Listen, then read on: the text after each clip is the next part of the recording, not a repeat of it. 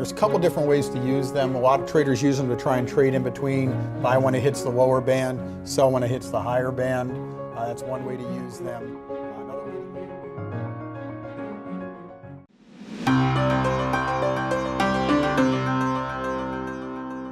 Welcome back, traders and investors. We have Tim Anderson on the line. He's managing director at TJM Investments, 30 years of experience in the equity capital markets. How you doing this morning, Tim? I'm doing good. And how is the feeling on the floor of the New York Stock Exchange? Well, it's certainly going to be a little cautious after last week's action. I think both the buyers and the sellers will be a little cautious. The buyers certainly don't want to step in front of another steep decline, and the sellers are a little bit aware of the fact we're very oversold on a short-term basis, and if we're going to have a sharp knee-jerk rally off the 200-day moving averages, they don't want to do a lot of selling right in front of that. Now, what's just interesting about last week's action is a large majority of each of the day's moves came after 1:30, 2 o'clock. So I wouldn't expect a tremendous amount of decisive moves in the first 90 minutes, maybe the first couple of hours.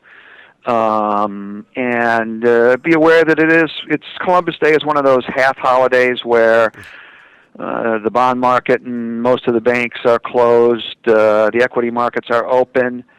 So volumes are probably going to be a little lighter than what we saw last week, but there's certainly the potential for some intraday volatility.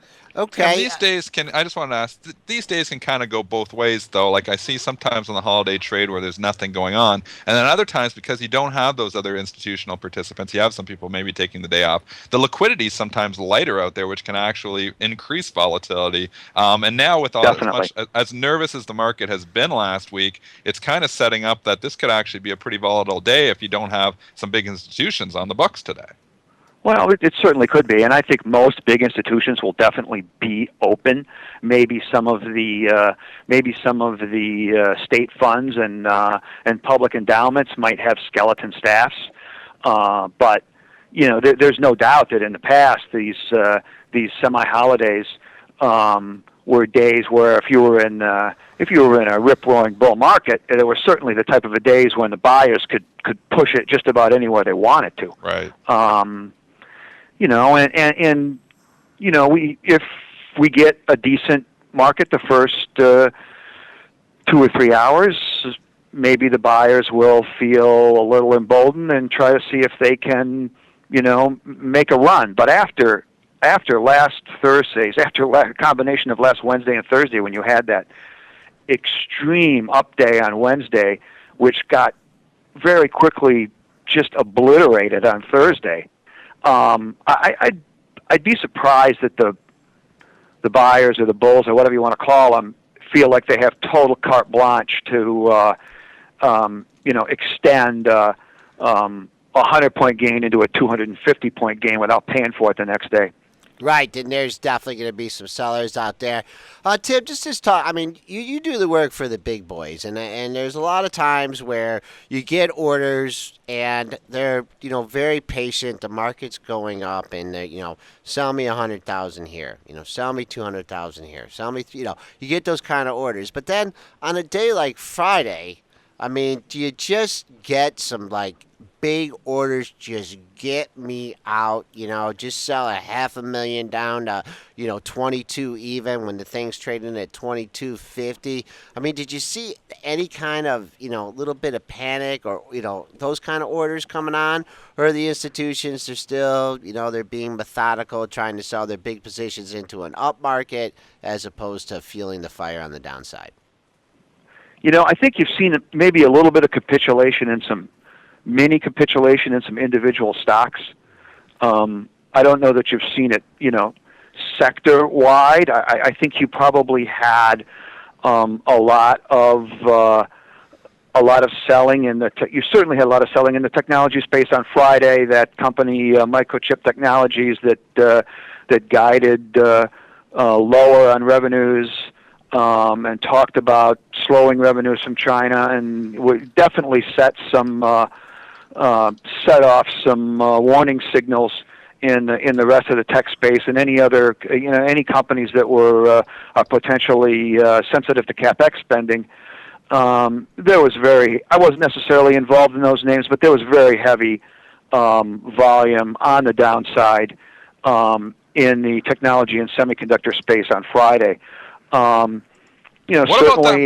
about that move in Intel, like on Friday morning? Did you see that? Like, Intel is one that doesn't move like that, and that thing went all the way down to $30.50 in the opening 2-3 minutes of trade. Yeah, I had numerous people point that out to me, and I don't know what exchange that traded on. Clearly, it was on very, very low volume. It traded. I would just kind of ignore that. Okay. Because I think a few people sold some stock that are going to have to complain to that exchange or whoever handled that order. It clearly went out as a market order at a very weird period of time where there just wasn't a bid and hit a bid on some tertiary exchange somewhere that really shouldn't have happened. So that's more. If you go back and look at that on a 1 minute or 2 minute chart, you'll see that less than 1,000 shares traded down there. Okay, so that's just like a market fragmentation issue. Correct. Bad. That's a perfect example of the breakdown from Reg NMS. Well, and isn't that a problem here too with 12 different exchanges, all these dark pools? Are we too fragmented here with all Yes, the liquidity? definitely. And you see stuff like this happens, and it scares people. I mean, I see this on my chart here this morning. I was actually out on Friday, and I come in, I was like, what happened to Intel? And then, you can look at the tape and see it was 1,000 shares, but most people aren't going to go and look at it's only 1,000 shares. They see it had 30, 50, and they're scared to hell that it might go down. They're going to look at the intraday range, right, when they should look at it on the primary market. But, at one point in time, people felt, the regulators felt, well, we don't really need a primary market, and, hopefully they'll be taking a closer look at that going forward. The issue is it takes them, near forever to make decisions on stuff like that. Yeah, because if you talk about 10 or 15 years ago, 80 or 90% of the volume on the New York Stock Exchange of the New York stocks was done on the NYSE, and now they're only getting 15, 20% of the volume, and it's fragmented across so many different exchanges. What do you suggest, to the regulators here? Should we bring it back? Should we get rid of some of these smaller exchanges and start consolidating it a bit more? Are we too fragmented? I think that most big investment funds, mutual funds, money managers, I think that they would say that we are. What about the Fed speak last week? I mean, I think that's a little thing that, people are keeping an eye on, a little bit on the Fed struggling on really what they're going to do. I mean, I think when it comes down to it, interest rates aren't going up, are they, Tim?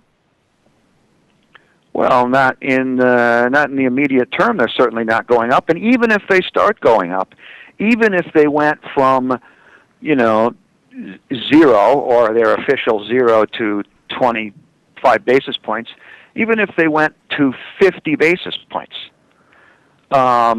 they've been 0 to 25 basis points since December of 2008. So people are used to that. But even if they went to 0.5%, or 0.75% between the middle of 2015 and early 2016, that's still on a historical basis a very, very, very low level of interest rates. And I don't think that it would have that monumental of an effect negatively on the economy. In fact, I think it would probably help the economy if rates started to go up. But I think that I think that the markets seem to be just conditioned. The markets sometimes are like a spoiled little 8-year-old kid where it wants, cookies, cake, and ice cream, and if it doesn't get all three, it's going to have a little bit of a temper tantrum. Well, the market's been a little bit conditioned to having everything exactly the way it's wanted it since 2009, when we started to move higher, and now the Fed has to kind of take into account,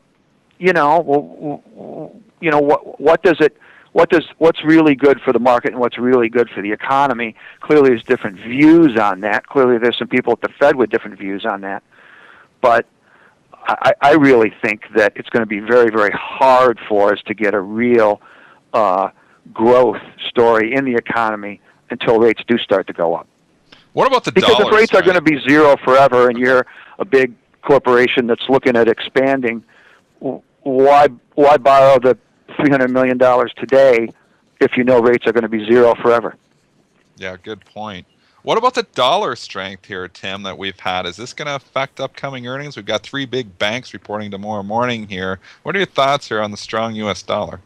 Well, it's interesting because when we had that big sell-off back in late July, early August, which we just went through the lows on most of the averages, close to it. Not the Dow. In fact, the Dow is still 200 points above its lows from August 7th. But that big sell-off was the reason the Dow got hit so much harder than the other averages. That's when the dollar first broke out of its multi-year downtrend and started to go higher. And so naturally, the group of stocks that got hit the hardest were the mega cap multinationals that have a large part of their earnings from overseas, and the stronger dollar. People were concerned that a stronger dollar was going to affect them very negatively.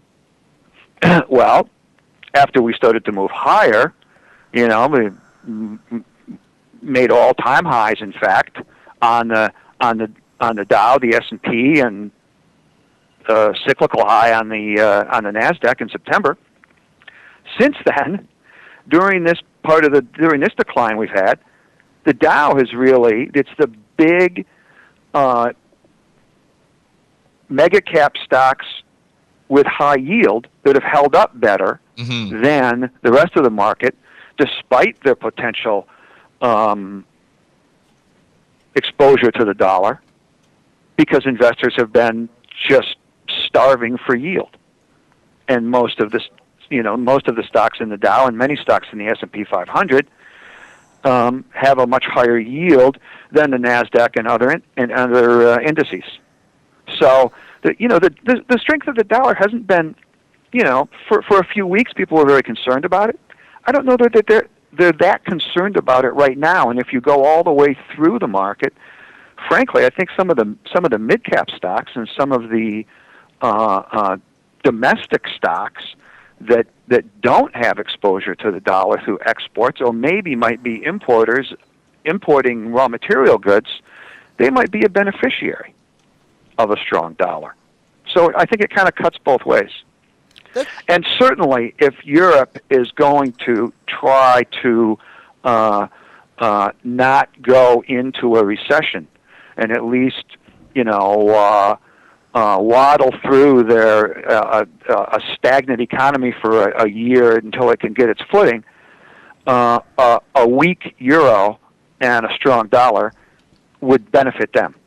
And if our main concern is a global, economic slowdown, that's going to be precipitated from Europe, not from the U.S. Let's go to a couple individual issues here that have had some peculiar trading patterns. U.S. Steel. I mean, you had all that euphoria. The stock hits $46, and now pulling all the way back here. I mean, quite a pullback when on supposed good news here. Were the big boys, selling into that gap up there when it made those highs, or did you have? They had to be. Yeah, I mean, I don't know what was the. Clearly they had. Clearly they had some positive news about 3 or 4 weeks ago, and I don't have the chart right in front of me, but that stock exploded. There must have been massive short covering in it. It made, and the other steel names acted similarly. And then for about 10, 12 trading days in a row, it just went all the way back down. Now, I don't know. I have a vague recollection there was some positive news that went along with that the last 2 or 3 days of that spike. Yeah. But clearly, you would think from everything you hear out of China that it didn't really make a whole lot of sense. Yeah, it was all three steel companies came out within a 24-hour period. X, NUE, and STLD, Steel Dynamics, all came out and raised guidance within a 24-hour period. And all those three stocks gapped up those days. And man, AK did they Steel also, yeah. Yeah, and Yeah. man, did they ever fade those gap ups, and they have just been weak ever since there. So we always talk the Harlan Pines on the show, and he always say, "Sell your peanuts while the circus is in town." Is that something they do on the NYSE floor there too? Do they look like when these stocks have these ridiculous moves up? Do you see the institutions coming in, to book some of those gains? You don't see it like you used to because so much of the trading today is totally electronic. But I mean, you definitely. You see very heavy volume, maybe in the last 45 minutes of trading. You certainly saw a lot of technical people commenting on that move, and you would certainly think that a lot of fund managers had alert buzzers going off on their price alert indicators that these things were at severely extended levels, both technically and probably fundamentally also. Okay, we've had Tim Anderson on the line here on Benzinga's Pre-Market Prep, brought to you by Charles Schwab. He's the managing director at TJM Investments, giving us a look from the floor of the New York Stock Exchange. Thanks a lot for coming on, Tim, and we hope to speak to you again soon. Thanks, guys. Have a great day. Thanks, Tim.